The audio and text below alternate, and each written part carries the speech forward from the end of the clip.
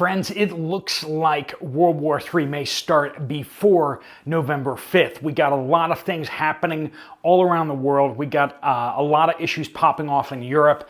We have issues down in the Middle East and over in Asia. It's just one thing after the next, and we got to talk about what's going on out there because we got Zelensky going off the handle at the European Union, talking about stuff that is absolutely going to infuriate bear country. Let's jump into it. Welcome to the Poplar Report. I'm Steve Poplar. I'm an accountant by trade, and I'm getting pretty worried about what I am seeing here, and I imagine a lot of you guys will be too once I start sharing some of the stuff with you. But let's just sum it up this way. Zelensky addressing the EU Council in Brussels. We just took you there just under a month ago. We were over in Brussels at the European Union Council building. He has said, two roads here. Let us into NATO, or we will start pursuing nuclear weapons. Now, that's a problem. The whole, just some people out there cannot take a hint. They cannot take a hint. The whole reason for this whole thing over there was the fact that Bear Country said under no circumstances will there ever be nuclear weapons in that country. And because of that, their concern was that if the United States and other countries let that Eastern European country into NATO, that NATO is basically a puppet for the United States, and every time that the United States starts pushing to put their weapons into a country in NATO, they always get their way. That's what they said. They said that the United States will always get their way inside NATO, and when the United States wants to start pushing their weapons in there, particularly nuclear weapons, they'll get their own way. And Russia said, we need to head this off at the pass. We need to head this off at the pass before it gets to that point. Now, it went there.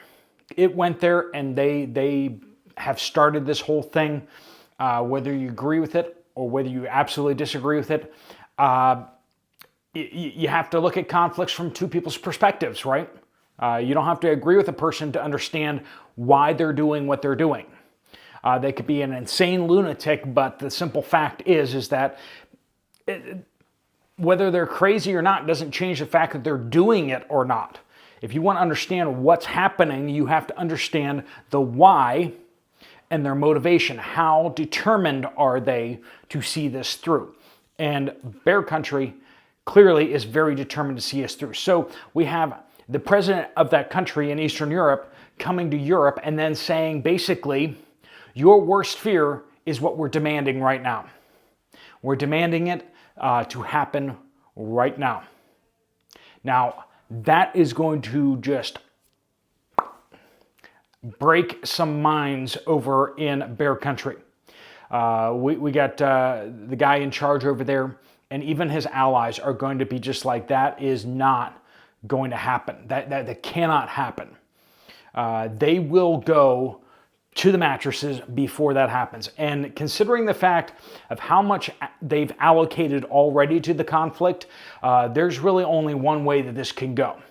And that is, before nukes get there, nukes will be used on there. So we got that happening right now. Now, clearly, I don't think the United States right now, even with its crazy semi-senile leadership, is going to jump into that and go like, yeah, okay, let's go do that. But the simple fact is he's requesting that, and every insane, crazy thing he's asked for so far has not necessarily been granted immediately, but it has been granted eventually. And that's what's happening out there. And the conflict there is not staying stagnant. Major updates out there happening. This is the South Korean intelligence services are saying this, that 10,000 North Koreans will soon be training inside Russia for soon deployment to Eastern European country. The conflict there will soon see at least 10,000 North Koreans in the conflict there. Now they're saying that according to their intelligence, right now at least 1,500 are already present inside Russia, training for deployment to Ukraine. They're saying that as many as 12,000 will eventually be there. They're not there yet, but they will be there. Now, they're also saying that the first 2,600, the discussions going back and forth between North Korea and Moscow, they're saying the first 2,600 are going to be going to Kursk. This is the place where Ukraine has invaded into Russia and has been holding that territory, has been holding part of that territory since. Russia has slowly, they've tried and tried apparently, and it's been a long time trying to get them out of there. The Ukrainian offensive seems to have succeeded better than anyone anticipated out there. Now, whether that's because Bear Country is not really trying, versus whether they really are trying and they're just not succeeding, or whether they're just focusing on another area. Military historians down the road will try to parse that whole thing out. But the simple fact is that they're still there. And apparently they're going to use some of the North Korean troops to try to push them out. That is meaning that North Koreans will be in direct combat against Ukrainian troops in the near future. Now, I don't know how you define world war, but when we have the NATO alliance as close to the line of being participants in the war, you have dozens of countries that are de facto members of the war. And then on the other side, you have multiple different countries, combat troops actually involved. At what point do we just acknowledge that this is World War III? We have the lines are drawn very clearly on the map already. You have Iran on the camp of China, Russia, North Korea. And you have Israel, NATO, you have Ukraine over there as well, all on that side of things. And we have a number of these hotspots where there are direct confrontations happening between troops. And Israel is not isolated in that. Israel is directly attacking Syria, which is directly reinforced and directly supplied by Russia. We've already seen on several occasions Russian air defenses shooting at Israeli aircraft. How, whether World War III starts in the next week, 2 weeks, or whether it has already started, we are going to see this thing go a lot hotter in the very near future, because our adversaries know who is in command right now, and that is nobody knows, okay? Whereas in the future, there's actually going to be somebody in charge. Right now, it's military members who have been chosen for their most diversity, and those are the people that are basically running things, because nobody in the White House really has a handle on things right now. The vice president is doing campaigning and everything like that, and then you have the president over there basically chilling at the beach and also doing some campaigning and criticizing the vice president whenever he gets a chance. So North Korea is basically jumping into this thing with both feet. Potentially 12,000 troops deployed soon. We've already seen 13,000 shipping containers full of artillery shells have already been shipped to Russia and have been used. Its estimates are that almost half of the artillery shells being used in the conflict by Bear Country are actually North Korean shells. So now they're saying that the quality is very inferior and there's issues there. They also have to be very careful because Some of those shells are significantly undercharged, and because they're undercharged, they can't fire over their own soldiers, because if the shells go short, then they hit their own guys, and so they're basically only using them in locations where they're not firing over their own guys. But 13,000 shipping containers of shells. And we have Israel out there continually teasing this attack on Iran. Now, they've said that they've been bought off by the Biden administration to not attack Iran's nuclear facilities. They've also been bought off by the Biden administration. Probably the promise of the THAAD system is probably part of what that bribe was. But it is simple. We did not want them to do certain things, and we said, if you don't do these things, we will do this for you. But even though they've been silent, Israel has very clearly said that they will attack Iranian military facilities. Now, what does that mean? That's up to what happens next. But Israel has said that they will do a large strike on Iranian military facilities. They seem to indicate that they won't attack oil facilities. It seems like they won't attack nuclear facilities, and that's part of the arrangement made between them and the Biden administration. Now, that should keep things from going too parabolic. But we also know that Iran has basically said that they have thousands and thousands of ballistic missiles ready to fire at Israel in counterattack against any kind of military incursion or strike on its oil, nuclear, or any other facilities inside Iran.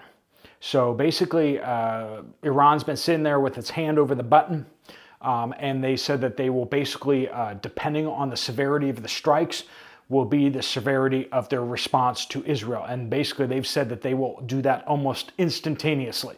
They're planning on firing those missiles back almost immediately. So which will provoke another Israeli strike. Now, the simple fact is that Iran is not next to Israel. And Israel trying to get at Iran is there's a distance there. And it is not an easy movement to get there. Israel is stretched basically to hit the Houthis in Yemen, but to fly over hostile airspace like Syria, hostile airspace probably like Iraq.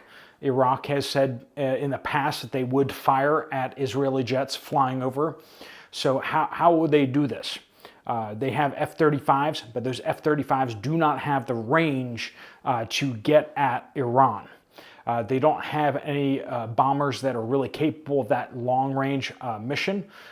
They may be working on creating those assets because they just don't have that type of capability. They will probably have to do aerial refueling. If they do use fighter jets, they could take off these fighter jets from Israel, refuel them immediately. So it takes a lot of fuel to get those things up in the air with a full payload. They can refuel them immediately, then they can then fly over into hostile airspace, and then somewhere on the return flight back, they get refueled. That might get them far enough out there. Especially if it's, but the thing is, their longest range aircraft like the F-16s that have external fuel tanks they can jettison, that gets them the farthest. But those are not the stealth aircraft. F-35s have relatively small fuel tanks, and they don't have stealth outer fuel pods, at least that we've heard of. They may have them, but we haven't seen them, and those would probably be rather expensive to just jettison. So Israel is probably still working out the mechanics of a strike on Iran. They could be using ground assets. They could be trying to get their submarines over there, but they have been doing some there has been word that they have done some aerial maneuvers over the Mediterranean Sea that look awfully familiar, like the distances look like they could be practicing for these strikes on Iran. But Who are they going to fly through? Whose airspace are they going to fly through? Iran has said that they will attack anyone who allows them through their airspace. So Saudi Arabia, I'm going to guess, is going to be a no on that one. Bahrain, UAE, they're going to be no's. Even Kuwait is not going to be a game for that. Iraq is so compromised that Iraq is already kind of a hostile state to Israel. Missiles have been fired out of Iraq. Iraq is rapidly moving towards being a failed state, basically because the Iranians have got so much control of the government that they have gotten all sorts of bills passed and legislation so that they can basically do whatever they want with their Shia militias, which are becoming the de facto army of Iraq. So basically Hezbollah in Iraq is basically taking over Iraq. So we have the whole world kind of moving towards that. We have North Korea clearly siding with Russia. Now, they did have this incident that has confused a whole bunch of people where they blew up the road and the rail lines that could connect North Korea and South Korea. And South Korea is seeing this as a major act of aggression.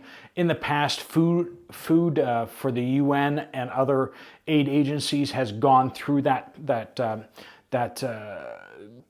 avenue, but North Korea went up and just blew up all the roads on their side of the border.